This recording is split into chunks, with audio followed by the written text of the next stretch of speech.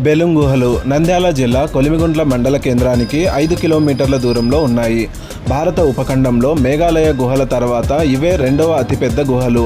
అత్యంత సహజంగా అతి పురాతన కాలంలో ఏర్పడిన గుహలివి.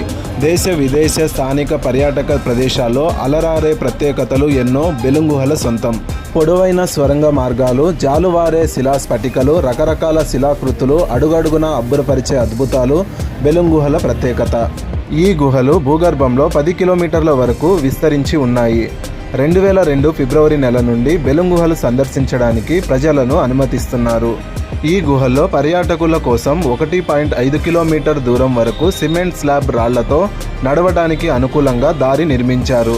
బెలుం గుహలను చేరుకోవాలంటే కర్నూలు, నంద్యాల లేదా తాడిపత్రి జమ్మలమడుగు మీదుగా రోడ్డు మార్గం ద్వారా వెళ్ళవచ్చు. రైలు ప్రయాణం ద్వారా అయితే తాడిపత్రి రైల్వే స్టేషన్లో దిగి అక్కడి నుండి రోడ్డు మార్గం ద్వారా చేరుకోవచ్చు. మరి